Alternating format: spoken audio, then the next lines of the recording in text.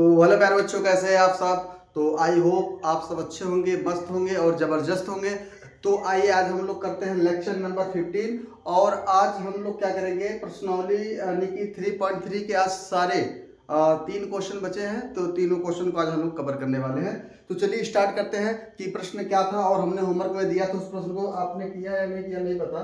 तो चलिए ध्यान से देखिए, पहला प्रश्न हमारे पास क्या है, यहाँ देखिए ध्यान से दिया है कि निम्न समस्याओं में रैखिक समीकरण बनाइए। तो हो गया था, कह रहा कि दो अंकों की संख्या के अंकों का योग 9 है।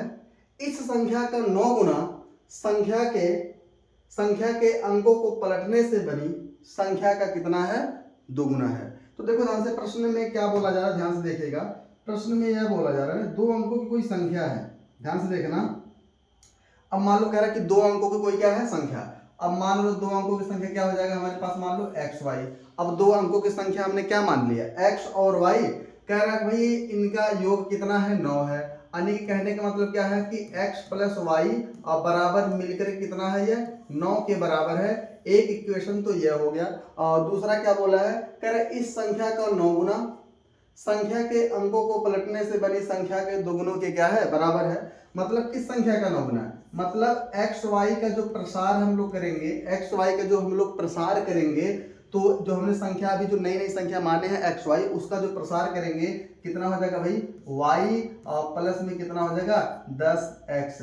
ये पता है प्रसार करने के लिए आएगा, इकाई का अंक है तो वाई और प्लस में दहाई के अंक में 10 से गुना होता है, तो यह हो जाएगा हमारे पास एक्स वाई का प्रसार करने पर। अब बोला है संख्या को पलटने पर, संख्या को पलट दो, संख्या क्या माने हो, एक्स वाई। अब एक्स वाई को जब पलटोगे, एक्स वाई को जब पलटोगे तो क्या हो जाएगा, वाई एक्स। क्या बन जाएगा, वाई एक्स। अब इस वाई एक्स का आप जब प्रसार करोगे क्या हो जाएगा भाई, एक्स और प्लस में इकाई का अंक क्या है, एक्स है तो एक्स लिखोगे, और दहाई का अंक वाई है, उसके साथ 10 से गुना कर दो, 10 गुणे वाई। तो यह हो जाएगा, यानी कि यह संख्या बिना पलटे हुई जो संख्या थी, जो संख्या हमने माना था वह प्रसार करने पर यह आएगा, और जो संख्या को पलटने पर जो प्रसार करेंगे यह आएगा। तो कहने का मतलब यह है कि 10x और प्लस में y बराबर 10y और प्लस में x। अब ध्यान से देखना कौन किसका गुना है, कह रहा है इस संख्या का 9 गुना, किस संख्या का 9 गुना भाई, इस संख्या का 9 गुना अंकों को पलटने से बनी संख्या का कितना है, ये 2 गुने के बराबर है। सॉल्व करोगे आराम से आंसर आ जाएगा। तो इसको हम करके बताते हैं। अब ध्यान से देखना आप लोग को करना किस तरह से है, ध्यान से देखना। एकदम एग्जाम में लिखने का एकदम सिस्टमैटिक तरीका बताऊंगा, आप उसी तरह एग्जाम में करके आना, बस देखना, फिर 1 नंबर नहीं कटेगा। और यह मान के चलो बोर्ड एग्जाम की दृष्टि से तो बहुत ही महत्वपूर्ण प्रश्न है। आप ये देखो, आप कहीं भी जो बोर्ड पेपर होता है गाँव भाई देखो, उसमें आपको मिलेगा कि भाई इस तरह के सारे क्वेश्चन पूछे जाते हैं बार बार, तो बड़े ध्यान से करना इसको। तो आइए इसका सोल्यूशन हम लोग करते हैं। यहाँ लिखेंगे हम लोग हेल्प। अब हल लिखने के बाद क्या लिखेंगे भाई, माना वह संख्या क्या हो जाएगा भाई, माना वह संख्या एक्स वाई है जिसमें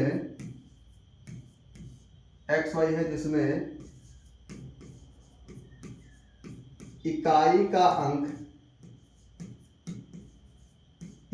अंक क्या है भाई, y है, तथा दहाई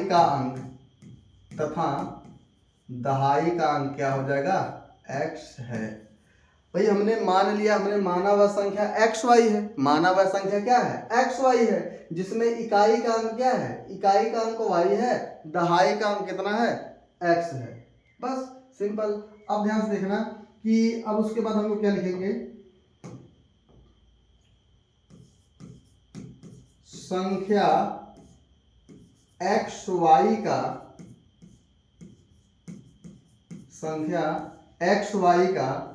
प्रसार करने पर मेन सुनो ध्यान से, इस तरह के जो क्वेश्चन होते हैं उनमें मेन काम प्रसार का ही होता है। अगर आप प्रसार कर पा रहे हो ढंग से तो मान के चलो तभी आप इक्वेशन बना पाओगे, प्रसार नहीं कर पाओगे इक्वेशन नहीं बना पाओगे। मेन काम क्या होता है, प्रसार करना। तो एक्स वाई का प्रसार क्या होता है, जैसे जैसे मान लो हम यहाँ पे लिखे हैं 52, अब ये 52 मिलकर के संख्या हो गया, क्योंकि भाई जब तक दो अंक नहीं मिलेंगे तब तक संख्या नहीं बनती है। अगर सिंगल अंक है तो अगर जैसे सिंगल नंबर है, जैसे मान लो 2 है, 2 अंक है, 5 क्या है, अंक है, लेकिन अगर 5 और दोनों मिल गए तो क्या बन गई, संख्या। तो संख्या हो गई। अब देखो ध्यान से, अब 52 का प्रसार करो, 52 का प्रसार करो, इकाई का अंक कितना है 2, तो क्या लिखोगे, इकाई के अंक पे 2 लिखोगे। दहाई का अंक कितना है 5, तो दहाई के अंक में कैसे गुना करते हो भाई, 10 से, दहाई के अंक में 10 से गुना होगा तब ना, 10 25 कितना हो जाएगा 50 और प्लस 2 तब ना मिलकर 52 होगा। तो यही होता है इसका प्रसार। तो आपको प्रसार करने भी आना चाहिए कायदे से, तभी हो पाएगा कुछ। अब ध्यान से देखना, फिर आगे क्या करेंगे, जब एक्स वाई का जब प्रसार करेंगे तो क्या हो जाएगा, इकाई का अंक कितना हो जाएगा y और दहाई का अंक कितना हो जाएगा 10x। यह हो जाएगा संख्या एक्स वाई का प्रसार करने पर हमें क्या मिलेगा, 10x और प्लस में क्या मिलेगा, y मिलेगा। अब प्रश्न में बोला है क्या, कह रहा कि संख्या के अंकों को पलटने पर, अब यहां लिखेंगे,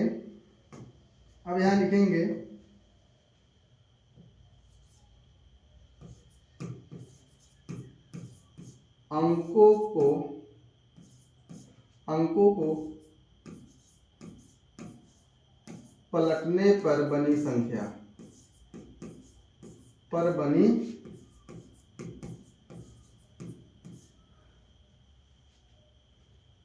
या यहां लिख सकते हैं क्या, अंकों को पलटने पर बनी संख्या।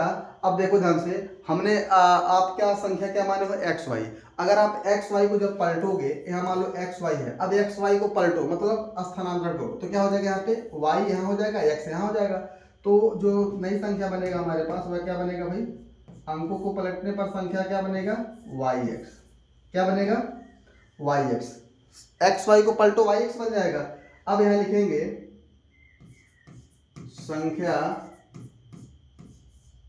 वाई एक्स का प्रसार करने पर, वाई एक्स का क्या करने पर, प्रसार करने पर, वाई एक्स का क्या करने पर, प्रसार करने पर। जैसे एक्स वाई का संख्या यानी जो एक्स वाई संख्या ने माना था शुरू में उसका प्रसार किया था, अब सेम टू सेम इस वाई एक्स का हम लोग क्या करेंगे, वाई एक्स का हम लोग क्या करेंगे, प्रसार करेंगे। ध्यान से देखना, अब इस वाई एक्स का हम लोग क्या करेंगे, प्रसार करेंगे।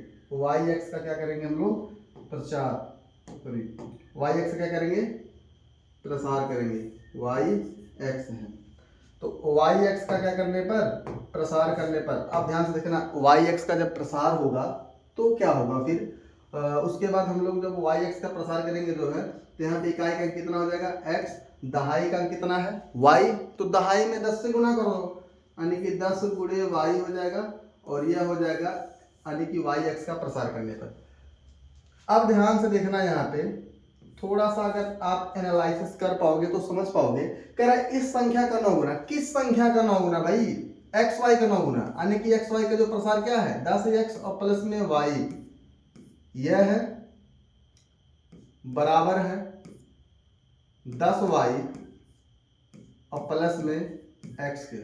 अब आप ध्यान से नोटिस करो, किस संख्या का 9 गुना, इस संख्या का 9 गुना, इस संख्या का 9 गुना, अंकों को पलटने से बनी संख्या यह है, उसके दोगुने के क्या है, बराबर है। बस यही आप सॉल्व कर लो, यही आप क्या कर लो, सॉल्व कर लो। कितना हो जाएगा, 9 दहिया कितना हो जाएगा 90x और प्लस में 9 कम कितना हो जाएगा भाई 9y बराबर में 10 दूना 20y और प्लस में 2x कम कितना हो जाएगा 2x। अब सब एक्स वाई एक तरफ कर लो, एक्स वाई जब एक तरफ करोगे कितना हो जाएगा यहाँ पे 90x और प्लस में 9y और प्लस का 20y इधर आएगा क्या हो जाएगा माइनस का 20y और प्लस का 2x इधर आएगा क्या हो जाएगा माइनस का 2x बराबर क्या बचेगा यहाँ पे 0, बराबर क्या बचेगा 0 बचेगा। अब बताओ 90x में से अगर माइनस का 2x जाएगा तो कितना बचेगा भाई 88x और माइनस के 20y में से प्लस का 9y जाएगा तो क्या बचेगा फिर माइनस का 11y बराबर में क्या बचेगा 0। इन दोनों में अगर आप ध्यान से आप देखोगे तो 11 कॉमन है, कितना कॉमन है 11 कॉमन है, 11 कॉमन हो जाएगा क्या बचेगा सॉरी क्या बचेगा 8x 11 बटे कितना होता है 88, 8x और माइनस में 11 हट जाएगा क्या बचेगा केवल y बराबर में क्या बचेगा 0। तो क्या बनेगा हमारे पास भाई 8x माइनस का y बराबर में 0 और 11 गुणे में है इस तरफ आएगा क्या हो जाएगा भाग में हो जाएगा, तो क्या बन जाएगा हमारे पास 8x माइनस का y और बराबर में क्या बन जाएगा 0। यह हो जाएगा हमारे पास equation number first. Equation number क्या बन गया भाई फर्स्ट। यानी कि आप खुद देखो इक्वेशन नंबर पहला बनाने में थोड़ा सा जोर आया, क्यों? क्योंकि भैया संख्या आने की प्रश्न ही बहुत कॉम्प्लिकेटेड है, तो ध्यान से करोगे तभी आपको अच्छे अंक मिलेंगे इस वाले प्रश्न के लिए। तो मेन काम क्या है? प्रसार करना। प्रसार करने अगर आपको आ गया, फिर मान के चलो आप इक्वेशन बना पाओगे, और जब इक्वेशन प्रॉपर तरीके से बन पाएगा तभी आप क्वेश्चन का आंसर आसानी से बता पाओगे। चलिए अब इक्वेशन दूसरा कैसे प्राप्त करेंगे, देखो ध्यान से। इक्वेशन दूसरा तो इसी में दे रखा है, कह रहा है दो अंकों की संख्या के अंकों का योग 9 है। अब यहां लिखेंगे, क्या लिखेंगे भाई? संख्या के अंकों का योग बराबर है किसके? 9 के। संख्या के अंकों का योग बराबर किसके है भाई? 9 के बराबर है। मतलब संख्या क्या था? x y, तो x को अलग जोड़ दो, y को अलग जोड़ दो, और दोनों किसके बराबर है? 9 के। यह हो जाएगा हमारे पास समीकरण नंबर 2। अब समीकरण नंबर 1 और समीकरण नंबर 2 को ध्यान से देखो, विलोपन विधि से हम लोग कर रहे हैं। अगर ध्यान से देखा जाए, यहाँ पे y प्लस का है, y माइनस का है, और यहाँ पे 1x है, यहाँ पे 8x है, तो 1 से 8x आप गायब नहीं कर पाओगे, लेकिन एक y यहाँ पे है और एक y यहाँ पे भी है, दोनों को क्या कर दो? जोड़ दो, क्योंकि एक माइनस का और एक प्लस का है। जब एक माइनस और एक प्लस होता है, जोड़ा जाता है तब जाके गायब होते हैं। अगर दोनों माइनस के हैं तो उस कंडीशन में आप घटाओगे तभी गायब होंगे, या दोनों प्लस के हैं तब भी आप क्या करोगे? माइनस ही करोगे। लेकिन यहाँ पे एक प्लस एक माइनस, तो आप क्या लिखोगे यहाँ पे? समीकरण 1+2, समीकरण 1+2। अब एक क्या है हमारे पास? 8x माइनस का y बराबर में क्या हो जाएगा? 0, और यहाँ पे हो जाएगा x प्लस में y बराबर में हो जाएगा कितना? 9। अब जोड़ दो आराम से, माइनस और प्लस वाई क्या हो जाएगा? ध्यान से देखना, माइनस और प्लस वाई क्या हो जाएगा? कट जाएगा। 8x और 1x मिले कितना हो जाएगा? ये 9x बराबर में 0 को 9 में जोड़ो, कितना आएगा? 9। तो x बराबर जो आंसर आएगा 9, और 9 गुणे में इधर आएगा, कितना हो जाएगा? भाग में, और 9 से 9 कटेगा तो साफ सुथरा x की वैल्यू कितना आ जाएगी? 1। x का मान कितना आ गया? 1। अब x का मान 1 आ गया। अब इसी x की वैल्यू कहाँ रख दो? समीकरण नंबर 2 में रख दो। y का मान निकल जाएगा, तो लिखेंगे x का मान समीकरण 2 में रखने पर, x का मान समीकरण 2 में रखने पर, अब x का मान समीकरण 2 में रखो आराम से। अब x का मान समीकरण नंबर 2 में रखो, क्या बनेगा? ध्यान से देखना, x का मान समीकरण नंबर 2 में रखो, x की वैल्यू कितना है? 1, और प्लस में y बराबर कितना हो जाएगा? 9, और y बराबर हो जाएगा 9, और प्लस का एक इधर आएगा, क्या हो जाएगा? माइनस का। तो y बराबर हमारे पास क्या निकल जाएगा? 8। y बराबर क्या निकल जाएगा? 8 निकल जाएगा। अब उस हिसाब से आप बोलोगे क्या? अतः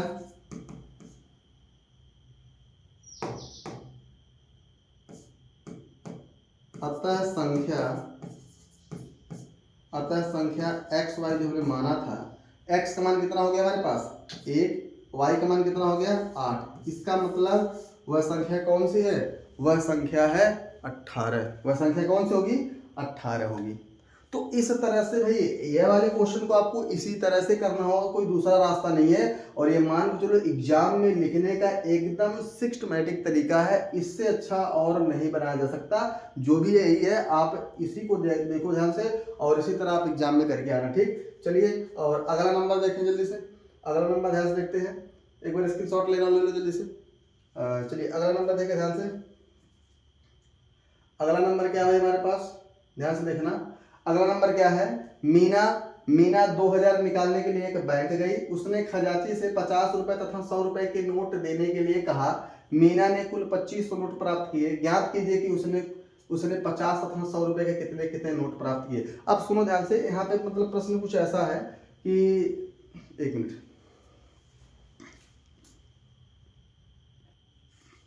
यहाँ पे प्रश्न मतलब कुछ ऐसा है, जैसे मान लो कोई मीना नाम की कोई लड़की है। अब मान लो वह 2000 रुपए, कितना? 2000 रुपए निकालने के लिए कहाँ गई वह? बैंक। कहाँ गई वह? 2000 रुपए निकालने के लिए वह बैंक गई।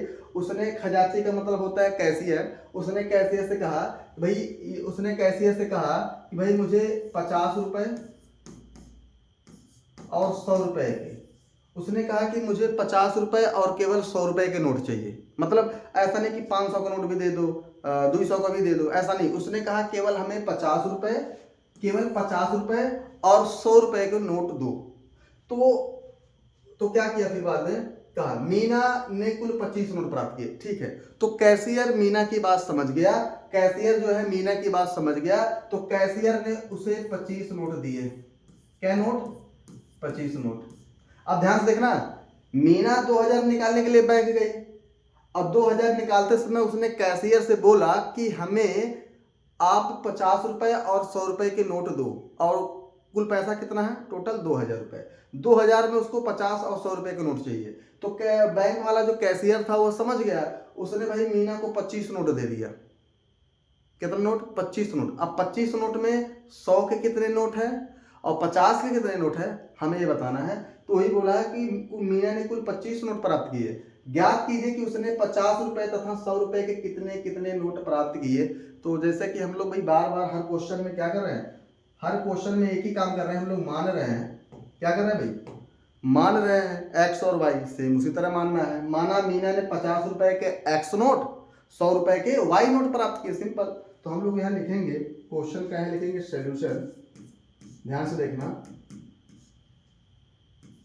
माना मीना ने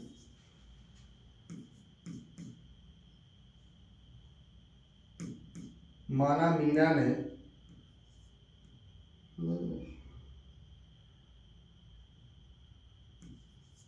माना मीना ने 50 रुपए के एक्स नोट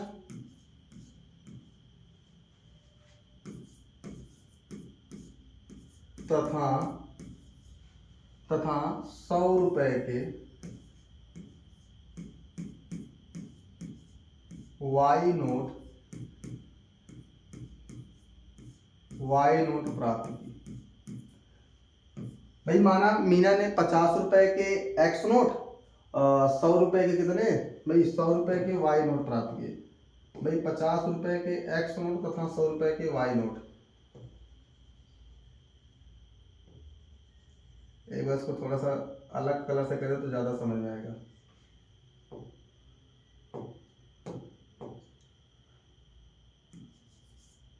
₹50 के एक्स नोट, 100 रुपए के वाई नोट प्राप्त किए।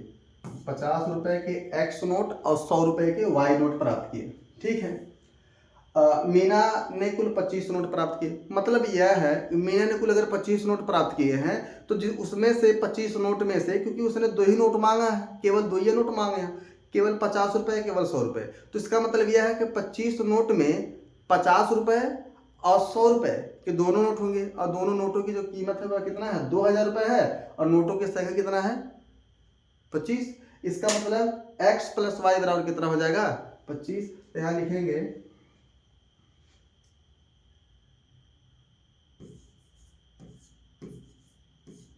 कुल नोटों की संख्या, कुल नोटों की संख्या, कुल नोटों की संख्या बराबर है किसके? 25 की। भाई नोटों की संख्या कुल कितना है? 25 है।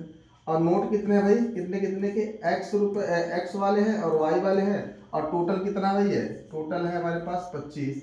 यह हो जाएगा हमारे पास समीकरण नंबर 1। समीकरण नंबर कितना हो जाएगा? एक हो जाएगा।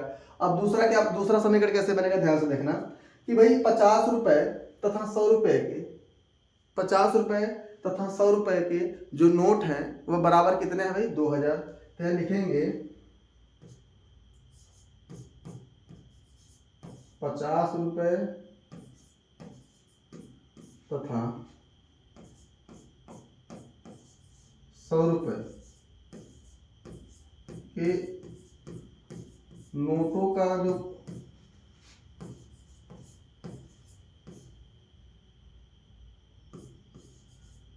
कह सकते हैं कि 50 रुपए तथा 100 रुपए के जो नोट हैं, 50 रुपए तथा 100 रुपए के जो नोट हैं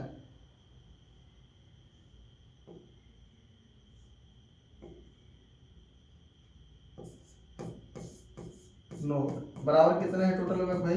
टोटल कितने हैं? 2000। टोटल कितने हैं? 2000। तो हमने माना क्या 50 रुपए के एक्स नोट मतलब 50x, 100 रुपए का वाई नोट मतलब 100y। अब बराबर है कितना भाई? 2000। बराबर कितना है ये?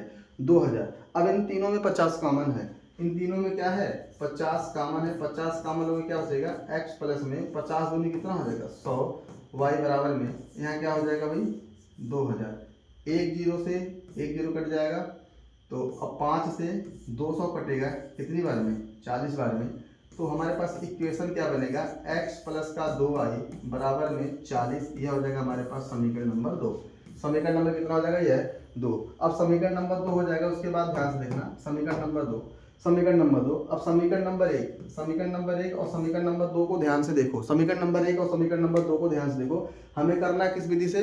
विलोपन विधि से। यहाँ पे x है, यहाँ पे 1x है, यहाँ पे y, यहाँ पे 2y। तो यहाँ पे y बराबर नहीं है, x बराबर दिख रहा है, तो फालतू का काम क्यों करना? आप डायरेक्ट एक x से एक x को गायब कर दो। कैसे गायब करोगे? क्योंकि यहाँ देखो यह प्लस का है, यह भी प्लस का है, तो आप क्या करोगे उस कंडीशन में? माइनस। क्या लिखोगे? समीकरण समीकरण 1 माइनस 2। समीकरण 1 माइनस 2 मतलब एक में से दो को घटा दो या दो में से एक को घटाओ, कोई फर्क नहीं पड़ता।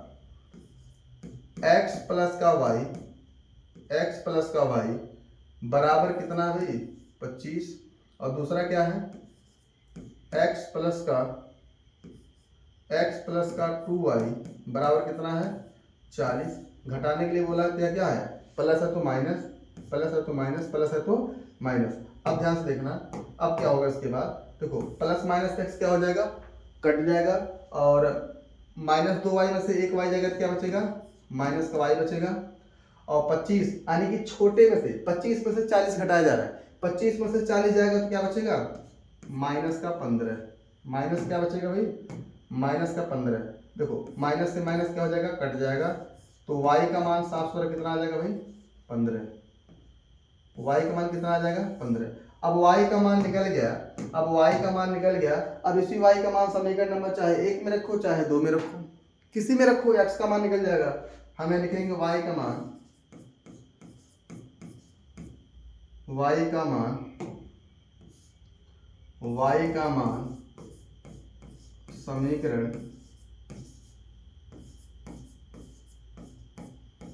1 में रखने पर। अब y का मान समीकरण नंबर 1 में रखो, तो इस वाले y का मान समीकरण नंबर 1 में रखो, तो x प्लस में इस y का मान कितना है? 15 बराबर कितना है? 25। तो x बराबर कितना हो जाएगा? 25 नहीं रहेगा, प्लस का 15 इधर आएगा, क्या हो जाएगा? माइनस का 15। इसको हो जाएगा माइनस का 15। x बराबर और 15 में से सॉरी 25 में से 15 जाएगा तो कितना बचेगा? 10। कितना बचेगा भाई? कितना बचेगा? 10।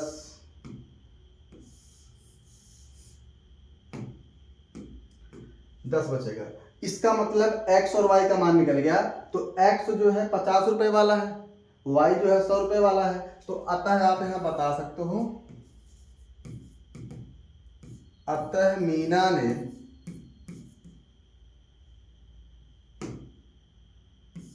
अतः मीना ने 50 रुपए के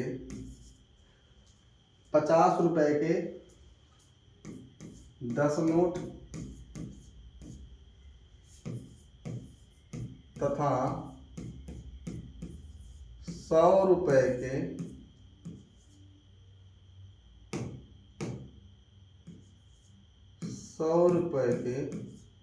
15 नोट प्राप्त की। तो इस तरह से आपको बताना है कि मीना ने 50 रुपए के 10 नोट और 100 रुपए के कितना? 15 नोट प्राप्त किए। हमने माना था मीना ने 50 रुपए के x नोट, 100 रुपए के y नोट, तो x वाला 50 रुपए का नोट हो गया, y वाला 100 रुपए का नोट हो गया। x का मान 10 आया, मतलब 50 रुपए का 10 नोट था, और y का मान y 100 वाला था, तो y का यानी कि 100 रुपए वाला कितना था? 15। आप खुद देखो ना, यानी कि अगर 100 गुणे 15 कर दो, 100 गुणे 15 कर दो, कितना हो जाएगा भाई? 1500। और कितना था? 50 रुपए वाला कितना था? 50 रुपए वाला 10 था, 10 तो कितना हो जाएगा यार 500, और टोटल जोड़ो कितना हो जाएगा यार 2000, क्योंकि वो टोटल 2000 निकालने के लिए गए थे। तो इस तरह से आप बता सकते हो कि मीना ने कितना रुपए 50 रुपए का नोट और 100 रुपए का नोट प्राप्त किए। तो ठीक, कोई दिक्कत नहीं, अगर कोई दिक्कत होगा तो आप कमेंट करिए भाई, हम देखेंगे कमेंट को और क्या बताएंगे फिर अगली बार अच्छे से उसको। चलिए अगला नंबर देखिए ध्यान से, यह लास्ट क्वेश्चन है, उसके बाद अपनी प्रश्नावली 3.3 पूरी तरह से समाप्त। उसके बाद देखेंगे क्या बचेगा, और जो बचेगा उसके बाद उसको कराया जाएगा आराम से। देखो ध्यान से, दिया है किराए पर पुस्तक देने वाले किसी पुस्तकालय का प्रथम 3 दिनों का नियत किराया है तथा उसके बाद प्रत्येक अतिरिक्त दिन का अलग किराया है। सरिता ने 7 दिनों तक एक पुस्तक रखने के लिए 27 रुपए अदा किए, जबकि सुशी ने एक पुस्तक 5 दिनों तक रखने के लिए 21 रुपए अदा किए। नियत किराया तथा प्रत्येक अतिरिक्त दिन का किराया ज्ञात करो। देखो हम यहाँ का सीन समझा रहे हैं आपको, मतलब इस क्वेश्चन में क्या है आप फील कर पाओगे तो ही आप क्वेश्चन को बेस्ट तरीके से कर पाओगे। तो ध्यान से पहले क्वेश्चन को पढ़ा जाता है, समझा जाता है, उसके बाद क्वेश्चन को किया जाता है। मेन काम होता है इक्वेशन को बनाना। आप जब ध्यान से पढ़ोगे प्रश्न को तभी इक्वेशन अच्छे से बन पाएगा। तो चलो इक्वेशन बनाते हैं, पहले समझते हैं नियत किराया क्या होता है, कैसे कैसे सीन क्या है। लाइब्रेरी है कोई, पुस्तकालय मतलब लाइब्रेरी ही है। आप ध्यान से देखो, किराए पर पुस्तक देने वाली किसी पुस्तकालय का प्रथम 3 दिनों का नियत किराया है, मतलब कोई लाइब्रेरी है, कोई क्या है भाई लाइब्रेरी, लाइब्रेरी है। और लाइब्रेरी में क्या है कि भाई वह किराए पर पुस्तक देता है। भाई लाइब्रेरी में पुस्तक ही होगा तो वह किराए पर देता है, और जिसमें 3 दिन का नियत किराया है। 3 दिन का नियत किराया, 3 दिन का क्या लेता है भाई वह नियत किराया लेता है। 3 दिन का नियत किराया। अब बताओ नियत किराया क्या होता है भाई, नियत किराया का मतलब होता है फिक्स किराया। नियत किराया का मतलब क्या होता है फिक्स किराया, मतलब वह निश्चित होता है। नियत उसी को बोलते हो निश्चित हो, वह नियत किराया का मतलब होता है फिक्स किराया। आपको हम एग्जांपल से समझा रहे हैं, जैसे सपोज करिए कि आप मान लो कहीं 3 दिन का नियत किराया है और आप वहां से एक पुस्तक ला रहे हैं। क्या ला रहे हैं पुस्तक।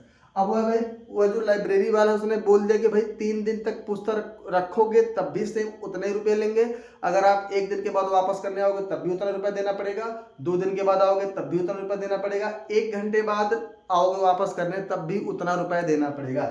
मान लो 3 दिन का नियत किराया कितना है, मान लो 50 रुपए। मान लो एक बार के लिए 3 दिन का नियत किराया कितना है 50 रुपए। अब आप जाके पुस्तक लाए और 1 दिन बाद, क्या दिन बाद, यह 3 दिन का है, 3 दिन का 50 रुपए है, उसका नियत है 3 दिन, मतलब 3 दिन तक रखो। अगर पुस्तक आप अपने पास 3 दिन तक रखोगे आपको केवल 50 रुपए देने पड़ेंगे। 2 दिन खातिर ले जाओगे तब भी 50 रुपए देना पड़ेगा, 1 दिन के लिए लेकर जाओगे तब भी 50 रुपए ही लगेगा, आधा दिन के लिए ले जाओगे तब भी 50 रुपए लगेगा। यही होता है नियत किराया। मतलब अगर आप आधा दिन खातिर ले जाओगे तब भी 50 रुपए, 1 दिन रखोगे तब भी 50 रुपए, 2 दिन बाद ले जाओगे तब भी 50 रुपए, 3 दिन बाद ले जाओगे तब भी 50 रुपए ही लगेंगे। यही होता है नियत किराया। लेकिन अगर आपने 3 दिन से ज्यादा रख लिया, 4 दिन रख लिया, 5 दिन रख लिया, तो उसके बाद क्या बोला है, उसके बाद प्रत्येक अतिरिक्त दिन का अलग किराया, उसके बाद अलग किराया होगा 5 रुपया 10 रुपया हर दिन का। लेकिन 3 दिन का केवल 50 रुपए। उसके बाद अगर 4 दिन चौथे दिन आप रख रहे हो अपने पास पुस्तक तो उस चौथे दिन का अलग से किराया देना पड़ेगा, कुछ किराया होगा फिक्स। उसी तरह से सीन है। तो हम मानेंगे, माना नियत किराया x रुपया तथा प्रत्येक अतिरिक्त दिन का किराया कितना हो जाएगा y रुपया। सिंपल तरीके से मान करके क्वेश्चन को चलो समाप्त करते हैं। ठीक, चलिए इक्वेशन बनाते पहले। तो यहाँ पे हम लिखेंगे हम लोग क्या, हर बार की तरह सोल्यूशन। यहाँ पे लिखेंगे माना नियत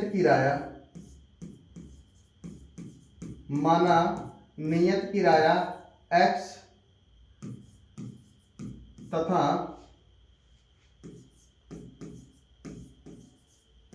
प्रत्येक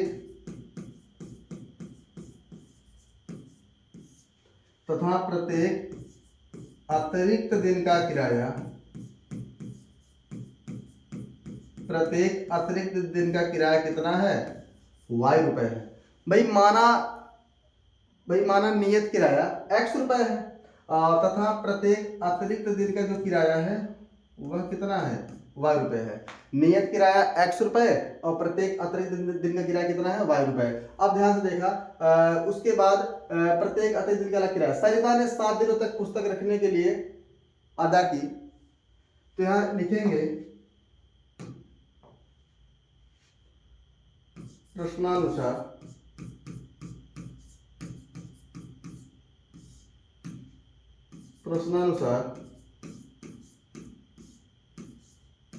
सरिता ने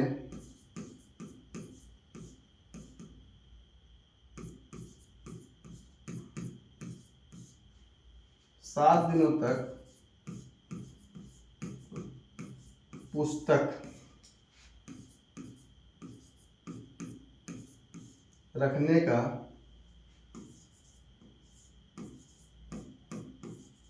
कुल किराया कितना दी भाई, 27 रुपए। मतलब सरिता ने, देखो सरिता ने 7 दिनों तक पुस्तक रखने के लिए कितना दी भाई, 27 रुपए। अब देखो समझो, देखो ये पहला दिन, दूसरा, तीसरा, चौथा, पांचवा, छठा, सातवां। अब आप ध्यान से समझना, ध्यान से क्या समझना, देखो हमने क्या माना है, माना नियत किराया कितना है, x रुपए। नियत किराया x रुपया है और यहाँ पे नियत किराया कितने दिन को बोला गया है, 3 दिन को। मतलब x का मान 3 अकेले है, x का मान अकेले 3 दिन है, x का मान अकेले 3 दिन है, क्योंकि नियत किराया जो यहाँ पे बोला गया है ना, नियत किराया जो बोला गया है वह 3 दिनों का जो है उसे नियत किराया माना गया है। मतलब अगर 3 दिन पूरा होगा तो उसको नियत किराया बोला जाएगा। और इसका मतलब यह पहला वाला दिन, दूसरा और तीसरा, यह तीनों का तीनों यह नियत किराया है। इसका मतलब इसका केवल x रुपए लगेगा। आप समझो ध्यान से, एक हफ्ता में क्या दिन होता है, एक हफ्ते में 7 दिन होता है। 7 दिन में तो 3 दिन तो नियत हो गया भाई, 7 दिन में 3 दिन तो उसका नियत किराया हो गया। और नियत किराया हमने कितना माना है, x रुपए। बाकी प्रत्येक अतिरिक्त दिन का अलग किराया, प्रत्येक अतिरिक्त दिन का किराया y रुपया है। तो मान लो यहाँ पे इस एक दिन का कितना है, y, इस एक दिन का y, इस एक दिन का y और इस एक दिन का y।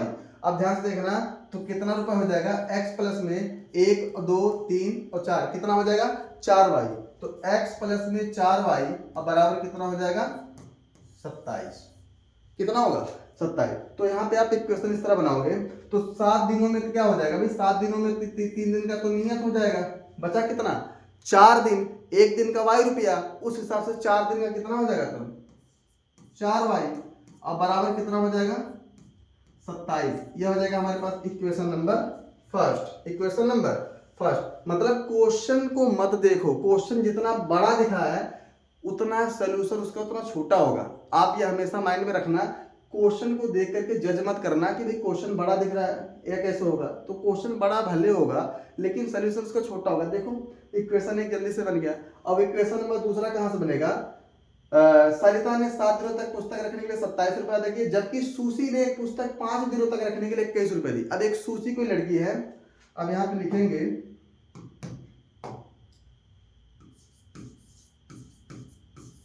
सुशी 5 दिनों तक पुस्तक रखने का कुल किराया कितना दी, 21 रुपए। कुल किराया कितना दी, 21 रुपए। अब ध्यान से यहाँ देखना, अब 7 दिन मतलब 5 दिनों में 5 दिन का कुल कितना दी हुआ, 21 रुपया।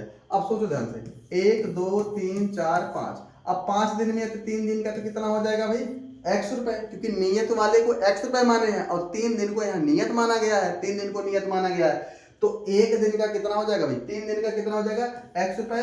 बाकी हर एक दिन का कितना लग रहा है, y रुपया। एक दिन का y, फिर दूसरे दिन का y, तो x प्लस में y प्लस y कितना हो जाएगा, 2y। तो यहाँ पे हो जाएगा हमारे पास, यहाँ पे क्या हो जाएगा फिर 5 दिनों तक रखने के लिए 5 दिनों तक पुस्तक रखने के लिए कुल किराया कितना दी, 21 रुपए। तो 5 दिन में तो 3 दिन तो नियत हो जाएगा, 5 दिन में 3 दिन नियत हो जाएगा, बचा 2 दिन। एक दिन का y रुपया, दूसरे दिन का एक y रुपया, और दोनों मिलकर कितना हो जाएगा, 2y रुपए। तो यहाँ पे हो जाएगा x प्लस में कितना हो जाएगा, 2y बराबर कितना हो जाएगा, 21। ये हो जाएगा हमारे पास समीकरण नंबर 2। अब आराम से समीकरण नंबर 1 और 2 को देख लो, आराम से समीकरण नंबर 1 और 2 को देख लो। यहाँ पे x है, यहाँ पे x है, विलोपन विधि से करना है। x बराबर है, आप एक में से 2 को घटा दो, आराम से काम हो जाएगा, क्योंकि यहाँ भी x प्लस का है, यहाँ भी x प्लस का है, तो घटाना ही पड़ेगा। यहाँ लिखेंगे समीकरण 1 माइनस 2 x प्लस में 4y बराबर में 27 और x प्लस में 2y बराबर में 21। यह माइनस माइनस, यह भी माइनस हो जाएगा, क्योंकि जो प्लस के में सब माइनस हो जाएंगे। यह प्लस माइनस क्या हो जाएगा, कट जाएगा।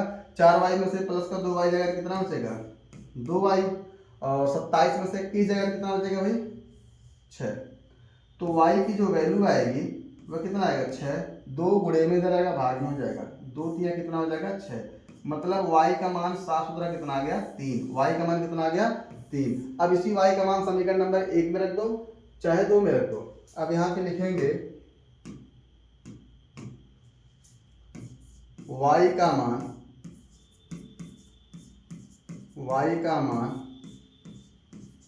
समीकरण 2 में रखने पर, समीकरण 2 में रखने पर y का मान समीकरण नंबर 2 में रखेंगे तो क्या होगा, ध्यान से देखना।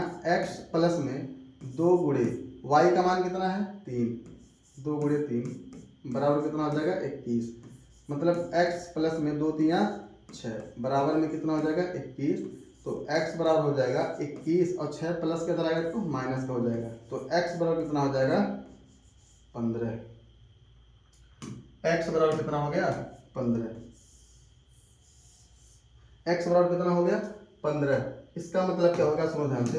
x का मान 15 आ गया, y का मान 3 आ गया। इसका मतलब क्या है, हमने जो नियत किराया माना था, नियत किराया कितना हो गया 15 रुपए, और प्रत्येक अतिरिक्त दिन का किराया कितना है y, यानी कि y का मान 3 आया है। मतलब हर एक उसके बाद नियत किराए के बाद जो हर एक दिन का किराया है वह 3 रुपया है, और जो नियत किराया है वह कितना है 15 रुपये है। तो आप यह लिखोगे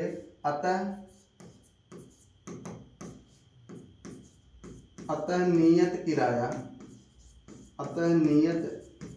किराया बराबर है कितने, किसके 15 रुपए के, और प्रत्येक अतिरिक्त दिन का किराया, प्रत्येक अतिरिक्त दिन का किराया वह कितना होगा भाई 3 रुपये। प्रत्येक अतिरिक्त दिन का किराया कितना होगा 3 रुपये, और नियत किराया कितना हो जाएगा 15 रुपये। तभी तो 7 दिनों के लिए, क्या दिन के लिए 7 दिन के लिए कितना रुपए दी थी 27 रुपये। अब देख लो 7 दिन के लिए, 7 दिन का मतलब 7 दिन में देखो 7 दिन में कितना हो जाएगा, 3 दिन तो नियत हो जाएगा, बचा कितना 4 दिन। तो इस 3 दिन का तो कितना रुपया लग रहा है भाई 15 है, क्योंकि नियत किराया कितना है, x का मान कितना है 15, तो नियत किराया 15 रुपया हो गया। और प्रत्येक दिन किराया कितना है 3 रुपया, तो 4 दिन किराया कितना हो जाएगा 4 तिया 12, 15 12 में कितना हो जाएगा 27। सही तो बोला था कि तभी तो उसको 7 दिनों के लिए कितना देना पड़ रहा 27 रुपये। तो इस तरह से आप यह वाला क्वेश्चन हमारी बात मान के आप एक बार जरूर इसका रिवीजन करना, क्योंकि ये बहुत ही इस तरह के क्वेश्चन मान के चलो बहुत ही जरूरी होते हैं, क्योंकि ऐसे क्वेश्चन एग्जाम में बार बार पूछे गए हैं। तो उसके लिए भाई उस लिहाज से बोर्ड एग्जाम के दृष्टि से तो भाई इम्पोर्टेंट है, मेरे हिसाब से तो है, तो आपके हिसाब से भी होना चाहिए। इसलिए आप इस वाले भाई लेक्चर को आराम से घर पे नोट बना लेना, और 1-2 बार कम से कम रिवीजन प्रैक्टिस कर लेना। बाकी मिलते हैं अगले वीडियो में, और जो भी इसके क्वेश्चन बचे होंगे इसके अगले प्रश्नावली के या अगला अध्याय उसको स्टार्ट करेंगे। तो तब तक के लिए बाय।